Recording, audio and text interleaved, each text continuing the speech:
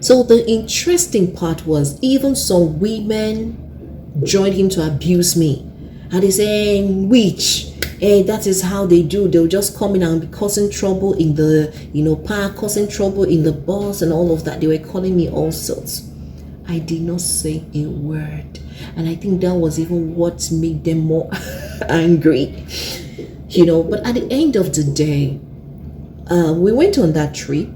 We saw VIO. We saw road safety on the road, and nobody stopped the driver or the bus for me being a woman and sitting on that seat. So I would say that was kind of some kind of bullying. I mean, and we hear this kind of thing when ladies, get into maybe arguments with some chauvinistic men, and they say, I have your type at home. I have your type at home. I'm like wondering, what does that mean? So people get bullied for different, reasons. It could be your skin color, right? We blacks get bullied by whites because of our skin color. They call us black chimpanzee and so many things. So there could be reasons for bullying, but the question is, why do bullies bully? Some people are having that feeling of insecurity. Yes. So when someone bullies you, it's possible that person feels insecure. So they try to put up that strong front, but you don't know they're feeling insecure. So they try to put you down, say all the negative things to you to make you feel bad. And when they see that you're feeling bad or you are in distress, they feel good. That's a way of masking their insecurity. That's one of the reasons people bully. Okay, now another one is feeling powerless. Some people feel powerless. But instead of feeling powerless and letting you know they feel powerless, they also try to bully you, make you, feel down there without even thinking about it.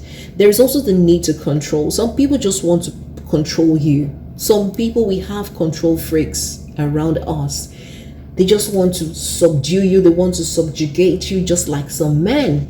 When I see these men that abuse women, physically and emotionally, verbally, I pity them because there's something they're dealing with. There's something they are suffering. So instead of them to address their problems, they're using that control to mask the problem. People who bully people are suffering from something. Now, for some, it could be they're going through hard times.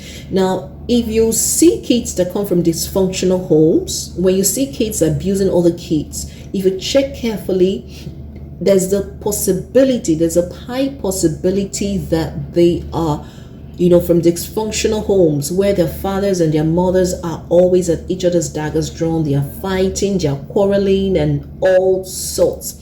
So, they also put up that bullying behavior, bully other people to subdue their pain. So they don't even know what they do because they feel powerless. They don't even know what to do. They don't have control over what is going on in their homes or in their families or between their parents, among their parents. So they bring all their problems to school in form of bullying other kids, right?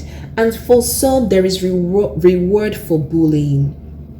Now, this bullying of a thing, people are in that clique.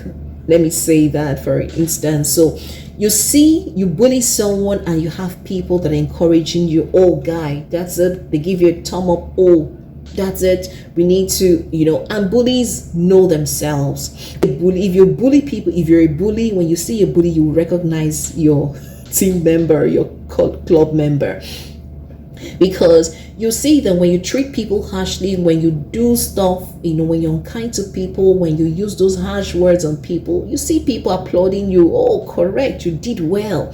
So when people are encouraged to do evil, when people are encouraged to suppress people, when people see other people encouraging them to put people, make people go through distress, cause people harm or hurt people, they get encouraged to bully. They get encouraged to continue in their ways.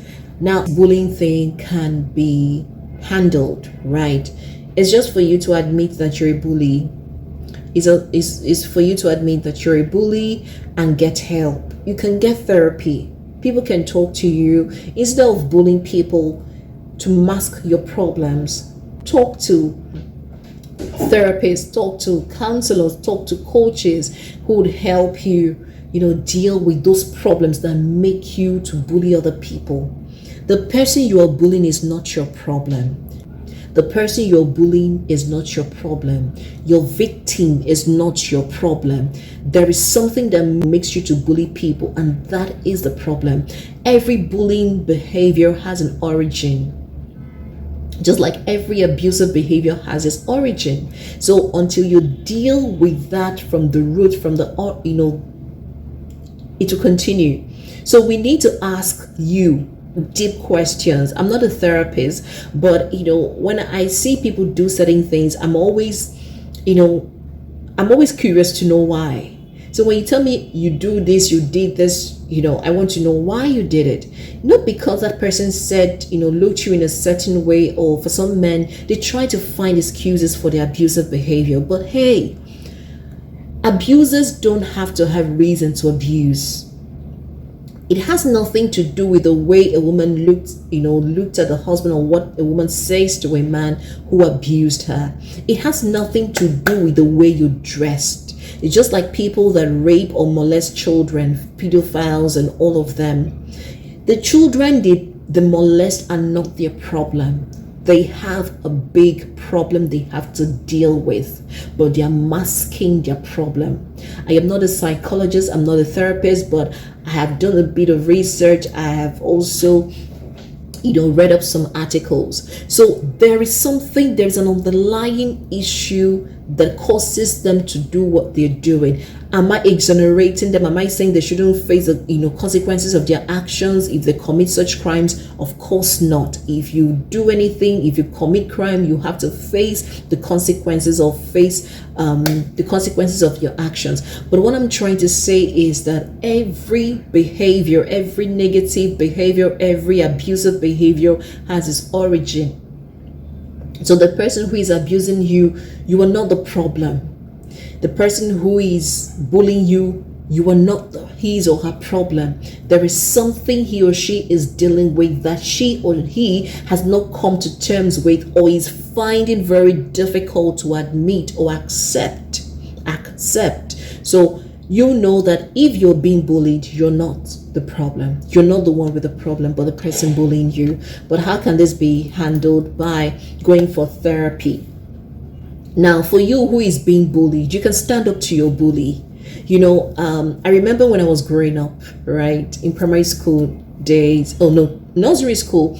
So I had this classmate that always called me premature.